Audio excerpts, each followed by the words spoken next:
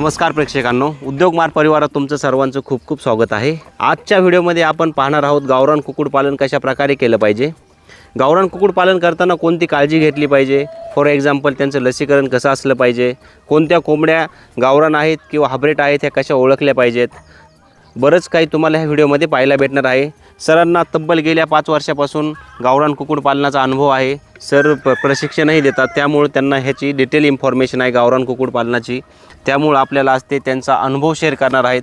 Sir, उद्योग मार्ग परिवारात तुमचं स्वागत आहे। आपल्या प्रेक्षकांना तुमचा परिचय सांगा। नमस्कार, माझं नाव उमेश पाटील आहे। आपला हा फार्म जो आहे हा पालघर जिल्ह्यामध्ये विक्रमगड तालुका आणि केव गाव ह्या ठिकाणी आहे आणि टोटल 23 गुंठ्यामध्ये हा आपला फार्म सध्या आहे।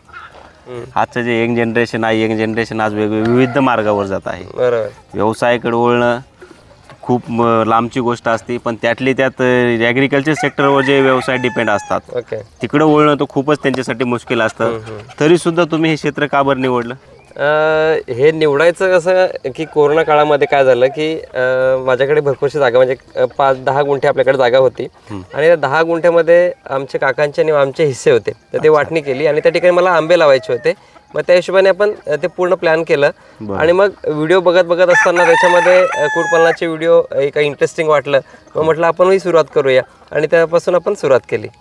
आणि ज्यावेळेस तुम्ही हे स्टार्टअप चालू केलं होतं ते किती कोंबड्यांपासून चालू केलं? आपण 8 कोंबड्यांपासून सुरू केलं होतं। आणि एखाद्या युवकाला समजा करायचं असेल तर त्यांनी किती कोंबड्यापासून स्टार्ट केलं पाहिजे? कसं आहे माहिती आहे का, याच्यामध्ये 1 वर्ष तरी आपल्याला कुठलंही इन्कम येत नाही आहे। बरोबर, पण जर तुम्ही 50-100 पासून सुरुवात केली तर कसं आहे की 1 वर्षानंतर तुम्हाला खूप चांगल्या पद्धतीने तुम्ही डेव्हलप करू शकता आणि त्याचा तुम्हाला फायदा होऊ शकतो। नाही तर काय होतं की 8-10 पासून आपण केलं तर आपलं नुसतं फक्त टाइमपास होते, कारण 10 कोंबड्यांना पण तेच खाद्य द्यायचंय आणि 50लाही तेच द्यायचं आणि 100लाही तेच द्यायचंय। म्हणजे 10 कोंबड्यांना 1 दिवसभर द्यायचंय, तर त्या हिशोबाने आपल्याला 50 कोंबड्यांना पण तेच काम आहे। त्याच्यामुळे आपण एक सुरुवातच जर 100 पासून केली तर आपल्याला 1-6 महिन्यानंतर आपल्याला चांगला प्रॉफिट यायला सुरुवात होते।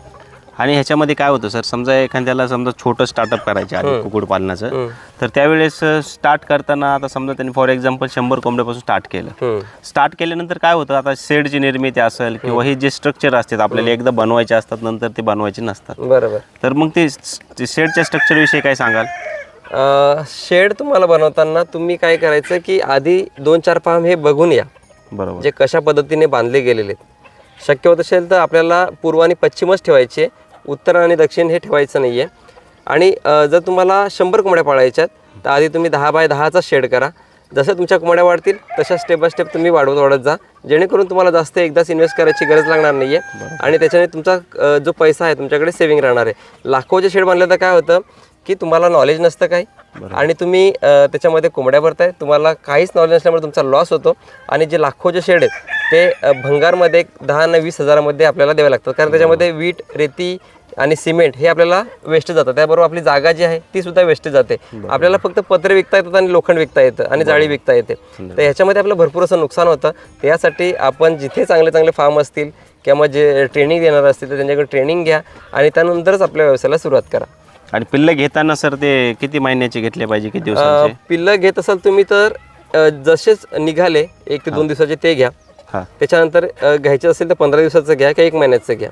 त्याच्या मधला पिरियडमध्ये नका घेऊ, कारण कसं आहे समजा 1 दिवसाचा पिल्लू निघतंय आणि काही लोक 5 दिवसाचा पिल्लू विकतायत, तर याच्यामध्ये कसं आहे की 5 दिवसानंतर पक्षी तेवढा कॅपेबल होत नाही। म्हणजे समोर गेल्यावर काय होतं की पाणी चेंज होतं, त्याच्यानंतर खाद्य चेंज होतं। कारण एक सांगायचं झालं तर माझ्याकडे गोदरेजचं खाद्य चालू आहे आणि तुमच्याकडे गोदरेजचं खाद्य भेटत नाही, तुम्ही सीपीचं देताय किंवा मग बारामतीचं देताय, कुठलंही एक वेगळं फीड देताय, मग लगेच फीड चेंज होतं आणि पक्षी लगेच स्ट्रेसमध्ये जायला सुरुवात होते।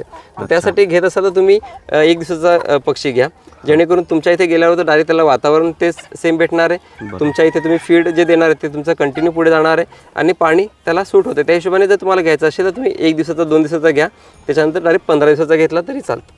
आणि सर पक्षी घेतल्यानंतर तो विक्रीला किती दिवसामध्ये येतो? आपला प्युअर गावठीचा जो पक्षी आहे तो जर तुम्ही चांगलं खाद्य नियोजन ठेवलं तर तुमचा 4.5-5 महिन्यामध्ये एक बऱ्यापैकी मार्केटमध्ये आपण सेल करू शकतो। पण जर अंड्यावरचं जर सेल करायचं तर तुम्ही 6 महिन्याच्या पुढे आपल्याला करायला लागतं। समस्या असते शेतकऱ्यांना, समजा एखादा पक्षी गावरान कुक्कुटपालन केलं, समजा ते अंड्यासाठी करणं गरजेचं आहे का कटिंगसाठी, ह्याच्यामध्ये दोन्हीमध्ये जास्त प्रॉफिट कुठं राहतं? प्युअर गावठी जर तुम्ही करत असाल तर अंड्यासाठी अजिबात करू नका, कारण काय आहे की हीच कोंबडी कशी आहे की 15 अंडी दिली किंवा 16 अंडी दिली त्याच्यानंतर ती खूड येते। बरोबर, खूड आल्यानंतर ती किती तुम्ही खूड घालवण्याचा प्रयत्न करा आता कसं आहे आपल्याकडे 2-4 कोंबड्या असल्या तर आपण ते खूड घालू शकतो. बरोबर. पण जर तुम्ही मोठ्या स्केलने करताय म्हणजे 500-1000 आहेत तर तुम्ही एका टायमाला 100-100 200-200 कोंबड्या तुम्ही कशा खूड घालवणार? नाही घालू शकत. मग अशा वेळेस काय करतो आपण की आपण अंड्यावर कोंबड्या बसवतो. आता अंड्यावर कोंबडी बसवल्यावर पुढचे 21 दिवस तिचे ब्लॉक होऊन जातात. हो. आणि त्यानंतर ती पिल्लं काढल्यानंतर 1-2 दिवस समजा लगेच जरी दुसऱ्या दिवशी तुम्ही पिल्लं काढली तरी पण ती लगेच अंड्यावर येत नाही. तर ह्यासाठी कसं आहे की ही कोंबडी एक जरी तुम्ही अंड्यावर बसवली नाही तरी पण तुमचे 70-80-90 पर्यंत अंडी देऊ शकते. त्याच्यापेक्षा जास्त अंडी देणार नाहीये. बरोबर. आणि एक अंड जर तुम्ही चांगलं लेअर फीड दिलं तर तुम्हाला एक 9, 9.5, 10 रुपयापर्यंत तुम्हाला कॉस्टिंग पडते एक अंड्याची. कारण तिचं अंडी प्रोडक्शन कमी असल्यामुळे. तर 10 रुपयाचं अंड भेटलं तर तुम्ही काय रेटला विकणार? जरी तुमच्याकडे 500 कोंबड्या असल्या आणि एक ॲव्हरेज जर 20-25 असतील बरोबर तर तुमच्याकडे 100-150 जरी अंडी निघाली तर तुम्हाला विकायचं आहे 12 रुपयाला. जर कॉस्टिंग 10 रुपयाला पडते तर तुम्हाला 2 रुपयामध्ये तुम्ही एक 500 कोंबड्या तुम्ही 200-300 रुपयामध्ये प्रॉफिटेबल नाहीये. बरोबर. तर हे जर तुम्ही पिल्लू विक्रीसाठी करत असाल किंवा पिल्लू काढून ते मांस विक्रीसाठी करत असाल तर तुम्हाला खूप चांगला फायदा होणार आहे. विक्री कशी करायची, काय करायची, त्याची मार्केटिंग कशी करायची त्याविषयी काय सांगाल? मार्केटिंग करताना तुम्ही काय करा की आपल्याकडे व्हॉट्सअप ग्रुप असतात. आपला व्हॉट्सअपला स्टेटस असतो बरोबर आहे. बरोबर. तर त्या स्टेटसला तुम्ही काय करायचं तुमच्याकडे आज समजा पिल्लं तुम्ही आणली खरेदी केली तर त्यावेळेस लगेच एखादा व्हिडिओ स्टेटसला टाकून द्यायचा. म्हणजे आपल्या कॉन्टॅक्ट्समध्ये 2000-3000 काय लोक असतात त्या 500 काय असतात त्या लोकांना माहित पडतं की यांनी गावरान कुक्कुटपालन सुरू केले. बरोबर आहे. त्याच्यावर ग्रुप असतात भरपूर असे म्हणजे कुठल्या तरी पक्षाचे असतात काही असतात. त्याच्यावर आपली एक पोस्ट टाकून द्यायची की आमच्या इथे गावरान अंडी भेटतील का गावठी कोंबड्या भेटतील. बरोबर आहे. या हिशोबाने आपण करू शकतो. प्रत्येकाचं आजच्या कंडिशनमध्ये फेसबुकचं अकाउंट आहे. बरोबर आहे. फेसबुकला एखादी पोस्ट टाकून द्यायची की आमच्याकडे गावरान कोंबडीला आम्ही सुरुवात केली. 1 महिन्यानंतर आमचे पक्षी 1 महिन्याचा झाला, आमचा पक्षी 2 महिन्याचा झाला. ठीक आहे. आणि असं करत करत आपण कंटिन्यू जर केलं तर खूप चांगल्या पद्धतीने मार्केटिंग होते. त्याचबरोबर आपल्या इथे जिम त्याचबरोबर हॉस्पिटल्स साधे क्लिनिक असतात. डॉक्टरांना हे करायचं की तुम्हाला कोणी जर पेशंट असतील तर आमच्या गावठी अंडी किंवा आमच्या कोंबड्या तुम्ही रिकमेंड करा. त्याचबरोबर एक प्रत्येक याच्यामध्ये गावामध्ये सांगा की आठवडी बाजार असतो. तर त्या आठवडी बाजारमध्ये जरी आपण एखाद्या लेडीजला बसवलं की आपण स्वतः जाऊन बसलं बरोबर आहे एका वेळेस 10-10, 15-15 नेले तरी आपले सांगाल तर आठवडी बाजार प्रत्येक याच्यामध्ये कुठे ना कुठे दर दिवशी असतोच. तर एक आजूबाजूच्या 5-50 किलोमीटरमध्ये आपण ह्या कोंबड्या सहज विकू शकतो. तर या पद्धतीने आपण सगळ्या गोष्टी करू शकतो. मार्केटिंग खूप सोपं आहे. म्हणजे जर प्रत्यक्ष ॲक्च्युली काय आहे की लोकांना फक्त तयार करायचं आहे पण ते स्वतः जाऊन बसून विक्री करायचं नाहीये. तर त्याच्यामुळं कुठेतरी आपला शेतकरी मागे आहे. माइंडसेट बनवणं गरजेचं आहे स्वतः. हो म्हणजे स्वतः सेल करणं खूप असं गरजेचं आहे. म्हणजे कुठलीही लाज न बाळगताना आपल्याला सेल करता आला पाहिजे माल. बरोबर. ते प्रॉफिट बी जास्त होईल ना स्वतःच विकलं तर. हो. तर खाद्याचं नियोजन कशा प्रकारे असलं पाहिजे? खाद्याचं नियोजन कसं आहे की गावठी जरी असली किंवा हायब्रिड असली किंवा बॉयलर असली कुठली असू दे तो पक्षी म्हणून आपल्याला बघणं गरजेचं आहे. आणि त्या पक्षाला आपल्याला चांगलं खाद्य देणं गरजेचं आहे. बरोबर आहे. मग याच्यामध्ये आपल्याला त्याला एनर्जीसाठी तुम्हाला मक्का देणं गरजेचं आहे. त्याच्यानंतर सोया डिओसी प्रोटीन म्हणून तुमचं काम चांगलं करतात. त्याचबरोबर इतर जे राईस ब्रान झाला किंवा मग तुमची समुद्राची वाळू झाली किंवा मार्बल तुकडे झाले याच्याने काय की तुमच्या इथे कॅल्शियम सांगा मिनरल्स सांगा ह्या सर्व गोष्टी त्यांना कंबाईन दिल्या तर त्यांचं ग्रोथ खूप चांगली होते.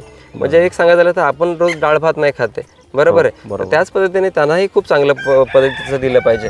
त्याचबरोबर आपल्या फार्ममध्ये शेवगा लावा, सुबाबूळ लावा, केळी लावा, पपई लावा, हातगा लावा, त्याच्यानंतर आपला गवती चहा आहे त्या अजोला लावा. ह्या सर्व जर गोष्टी तुम्ही जर आपल्या फार्ममध्ये लावल्या तर कसं आहे की कोंबड्यांना आपल्या फार्ममध्ये सर्व गोष्टी अवेलेबल होतात आणि आपण सहज कोंबड्यांना आपला फीडचा कॉस्ट आहे तो कमी करू शकतो.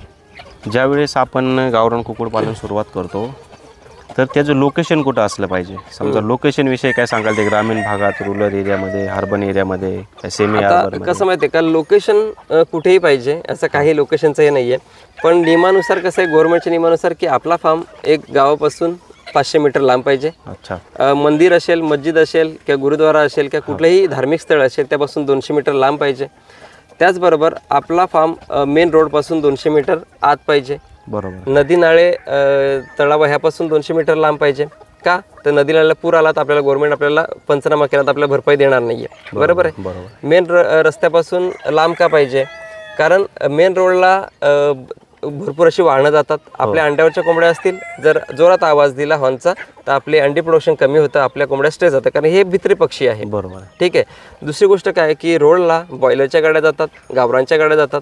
आणि तो व्हायरस तो आपल्या फार्मपर्यंत येऊ शकतो. बरोबर. तर ह्यासाठी आपला फार्म थोडा म्हणजे जंगल टाईपमध्ये असला तर खूप चांगला असं. बरोबर, कारण हे उकाड्यावर राहणार पक्षी. बरोबर. हा. तर मिनिमम एक 100 कोंबड्या पाळल्या, 100 कोंबड्या पाळल्या तर त्या शेतकऱ्याला 100 कोंबड्यापासून किती प्रॉफिट होऊ शकतं?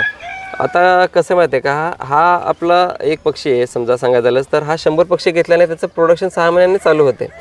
बरोबर आहे. आज एक सांगायची गोष्ट की 100 तुमच्याकडे कोंबड्या आहेत, रोज तुम्हाला चांगलं फीड दिलं तर एक 20-25 अंडी तुमच्याकडे आरामात येणार आहेत. बरोबर आहे. आज 25-25च्या हिशोबाने केलं तर एक 20 जरी पकडले तरी 600 अंडी तुमच्याकडे होणार आहेत वर्ष म्हणजे महिन्याकाठी.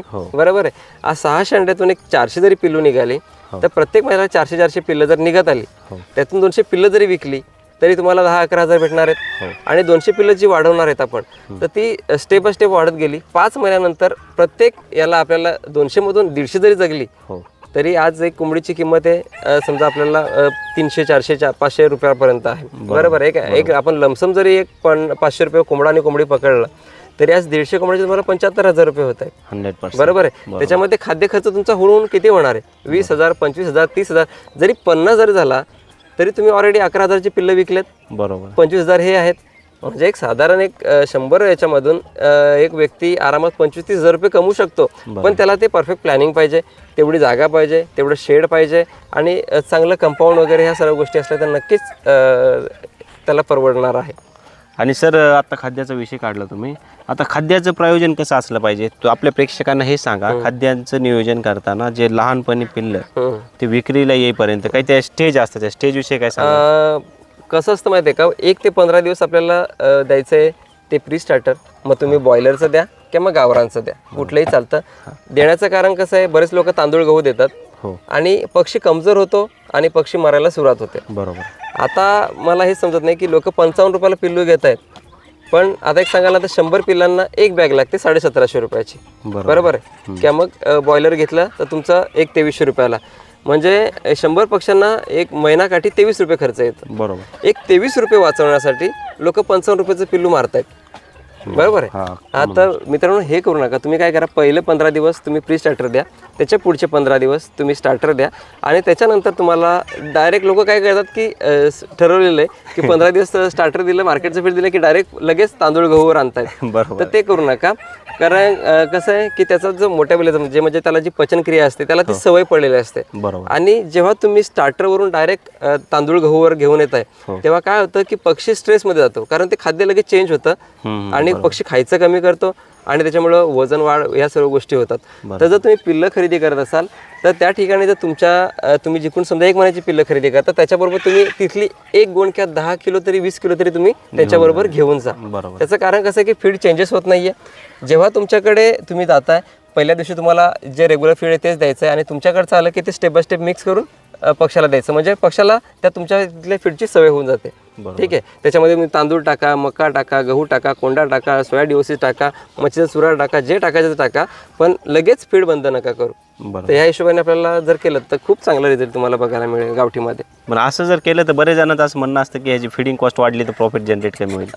कसं माहिती आहे का, एक सांगायचं झालं तर आता फ्री रेंजमध्ये आता तुम्ही इकडे तुम्हाला खाद्याची भांडी एवढी दिसत आहेत भरलेली. बरोबर आहे. तरी आपल्या कोंबड्या ग्रीन फोल्डर खातायत, ह्या करतायत. बरोबर आहे. म्हणजे ज्यांना जिथे लागेल तर तेच करणार कोंबडी, म्हणजे त्यांना किती चांगलं फीड द्या, काही करा, त्यांना जे ग्रीन फोल्डर खायचं तर ग्रीन फोल्डरच खाणार. बरोबर आहे. आता हेच सांगायचं मला की जर तुम्ही शेवगा लावलाय, पपई लावले, केळी लावले, त्याच्यानंतर हातगा लावलाय, त्याच्यानंतर नेपियर असे भरपूर आहेत, पालक लावा, तुम्ही मेथी घास लावा, हे सर्व घास जर तुम्ही लावले तुमच्या इथे, बरोबर आहे, तर कोंबडीला जेव्हा वाटेल तेव्हा ग्रीन फोल्डर खाईल, जेव्हा वाटेल तेव्हा हे खाईल. बरोबर आहे. आता याच्यामध्ये कॅल्क्युलेशन आपण का नाही करू शकत, कारण कसं आहे फ्री रेंजमध्ये मातीही खाते, दगडी खाते, ग्रीन फोल्डरही खाते, त्याच्यामुळं आपल्याला कॉस्ट किती लागेल हे सांगू शकत नाही. पण एक नियमानुसार एक कोंबडी एक विक्री येईपर्यंत एक 5-10 किलोपर्यंत खाते.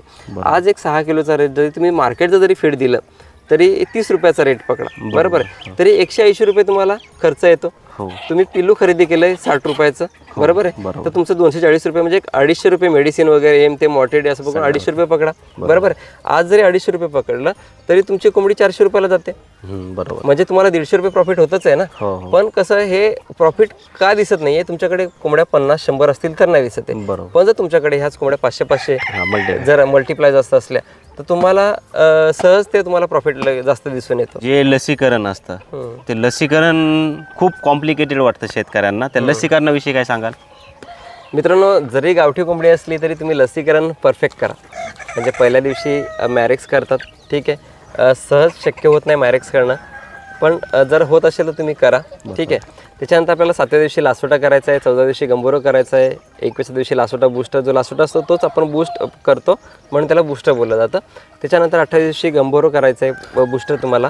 त्याच्यानंतर फाऊल फॉक्स म्हणजे देवी रोगासाठी करायचं आहे. आणि एक 56 दिवस झाले की तुम्हाला R2B करायचं आहे. पण जर तुमच्या पक्षाचं वजन 600 ग्रॅम नसेल तर तुम्हाला R2B करायची नाही आहे. तुम्हाला पुढे 600 ग्रॅम वजन असेल तरच करायचं, जेणेकरून कसं तो हेवी असतं आणि त्याचा आपल्या पक्ष्यांना साईड इफेक्ट होऊ शकतो. त्यासाठी ह्या पद्धतीने करायचं आहे. आणि वॅक्सिनेशन तुम्ही कुठेही यूट्यूबला बघून करू नका, कारण कसं आहे त्याच्यामध्ये लाईव्ह व्हायरस असतात आणि जो रोग येऊ नये म्हणजे सांगायचं झालं तर साप दंश केल्यानंतर जे वेनम बनवलं म्हणजे सापाच्या विषापासूनच बनवलं जातं, तर त्याच पद्धतीचं वॅक्सिन आहे. तर त्याच्यामध्ये लाईव्ह व्हायरस असतात आणि जो रोग येऊ नये यासाठी केलं जातं. आणि तो चुकीच्या पद्धतीने केलं तर आपल्या इथे त्याचे साईड इफेक्ट होऊ शकतात. त्यासाठी मित्रांनो ट्रेनिंग खूप महत्त्वाचं आहे. म्हणजे तुम्हाला पालघर खूप लांब पडत असेल तर तुम्ही जिथे जवळ पडत असेल तिकडे तुम्ही ट्रेनिंग घ्या, पण ट्रेनिंग घेतल्याशिवाय कुक्कुटपालन चालू करू नका. कारण भरपूर अशा अडचणी असतात. म्हणजे खाद्याचं नियोजन कसं करायचं, ठीक आहे. पहिली गोष्ट म्हणजे कोंबडी कशी जगवायची हे ट्रेनिंगमध्ये आपल्याला शिकवलं जातं, बरोबर आहे. कसं आहे, मला कॉल आल्यावर मला सगळे विचारतात की सर प्रॉफिट किती होणार आहे, पण तुम्हाला आधी कोंबडी कशी जगवायची ते तुम्हाला आधी समजलं गेलं पाहिजे. तुम्ही जर प्रॉपर जर कोंबडी जगवता आली तुम्हाला तर तुमचं प्रॉफिट होणार आहे. एक सांगायची गोष्ट की तुम्ही पिल्लू खरेदी केलंय आणि ते 2.5-3 महिन्यानंतरच ते मेलं, बरोबर. म्हणजे तुमचं 2.5 महिन्यापर्यंत फिडिंग कॉस्ट झालं, तोही वेस्टेज गेला आणि तुमचा जो खरेदी केला होता ते तुमचे पैसे वाया गेले. तर यासाठी कसं आहे की आपल्याला आधी पिल्लं कोंबड्या जगवायला शिका.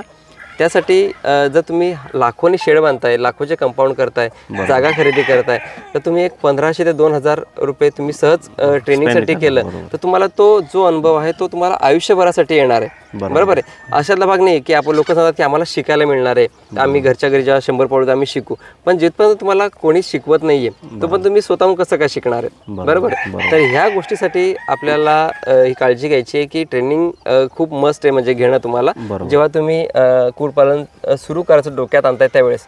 कारण कसं आहे, लाखोचे शेड हे चुकीच्या पद्धतीने बांधले जातात, बरोबर आहे, किंवा मग कंपाऊंड चुकीच्या पद्धतीने केलं जातं. मग अशा वेळेस जर तुम्हाला ट्रेनिंगमध्ये या सर्व गोष्टी शिकवल्या जातात आणि त्याच्यामुळे तुम्हाला जो वाया खर्च जाणार होता तुमचा तो कुठेतरी वाचतोय. कारण मला भरपूर असे अनुभव आले जातात की लोक डायरेक्ट उतरत आहेत आणि शेडला भरपूर असा खर्च करतायत आणि जेव्हा मग ट्रेनिंग घेतात तेव्हा त्यांना वाटतं की हे गोष्टी आपण चुकीच्या केल्या होत्या, पण तोपर्यंत वेळ निघून गेलेली असते, बरोबर.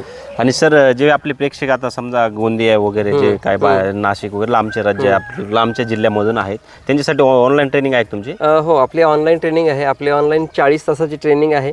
पण मी तर सांगेन की तुम्ही जर पुढे जाऊन एवढा मोठा प्रवास करताय, बरोबर आहे, तर त्यासाठी तुम्ही आता माझ्याकडे नागपूरवरून येत आहेत, सांगली सोलापूरवरून येत आहेत, गोव्यावरून येत आहेत, कोल्हापूरवरून येत आहेत लोक आपल्याकडे, ज्यांना खरोखर शिकायची इच्छा आहे. तर ते आपल्या आयुष्यातला एक दिवस किंवा 2 दिवस हे देऊन आणि भविष्यात ते खूप चांगलं काम करू शकतात. ह्या हिशोबाने आपल्याकडे ट्रेनिंगला येतात आणि त्यांना नक्कीच त्याचा खूप फायदा होतो. कुक्कुटपालन करताना 2 टाईपचं केलं जातं, एक बंदिस्त आणि एक ओपन. तर याच्यामध्ये तुम्ही आपल्या प्रेक्षकांना काय सजेस्ट कराल? मी तर सांगेन की तुम्ही फ्री रेंजमध्ये करा. एकदा तुमची कॉस्ट कमी होते, ठीक आहे. त्याचबरोबर तुमच्या पक्ष्यांची क्वालिटी खूप चांगली राहते. पक्षी स्ट्रेसमध्ये राहत नाही. म्हणजे तो मोकळा आला की तो एकमेकांची चोचा मारणं किंवा पंख खाणं ह्यासारख्या म्हणजे विद्रूप करणं ह्यासारख्या गोष्टी तुम्हाला दिसत नाहीत. तर यासाठी मित्रांनो कसं आहे, माझं द्वित फार्म हे यूट्यूब चॅनल आहे, ज्याच्यावर मी कंटिन्युअसली कुक्कुटपालनाचे व्हिडिओज टाकत असतो, जेणेकरून त्याचा शेतकऱ्यांना फायदा व्हावा. एक जवळपास 1.5 वर्षापासून 1-1.25 वर्षापासून झाले आपल्याला. याच्यामध्ये टोटल गावरान कुक्कुटपालनाची आपण माहिती देत असतो. तुम्ही जर सर्च केलं आणि जर तुम्ही केलं तुम्हाला नक्कीच त्याचा फायदा होऊ शकतो. प्रेक्षकांनो लक्षात घ्या, आपला व्हिडिओ असतो 20 ते 25 मिनिटाचा. त्यामुळे आपण काय करू शकतो, आपल्याला टाईम लिमिट आहे, त्यामुळे आपण पूर्ण गोष्ट इथे ॲनालिसिस करणं शक्य होत नाही. सरांचं स्वतःचं एक चॅनल आहे द्वित फार्म म्हणून, त्या चॅनलवर जा, तिथं मल्टिपल व्हिडिओ बनवलेले आहेत. तुम्हाला जे काय समस्या असतात ते बेसिक तुम्हाला क्वेश्चन पडलेले असते, सरांनी तिथे पूर्ण कंप्लीट करण्याचा प्रयत्न केलेला आहे. तिथे जा आणि तुम्ही बाकीचे व्हिडिओ पाहू शकता. प्रेक्षकांनो सरांनी आपल्याला गावरान कुक्कुटपालनाविषयी पूर्ण अशी माहिती दिलेली आहे. जरी अजून तुम्हाला ह्याच्या व्यतिरिक्त काही इन्फॉर्मेशन पाहिजे असेल तर सरांचा स्क्रीनवर आणि डिस्क्रिप्शनमध्ये नंबर दिलेला आहे. त्याच नंबरवर फोन करा आणि गावरान कुक्कुटपालनाविषयी अधिकची माहिती घ्या. आजचा व्हिडिओ जर तुम्हाला आवडला असेल, उद्योग मार्गचं हे काम आवडलं असेल तर आपल्या चॅनलला लाईक, शेअर आणि सबस्क्राईब करायला विसरू नका. पुन्हा भेटू एका नवीन बिझनेससोबत. तोपर्यंत जय हिंद. नमस्कार.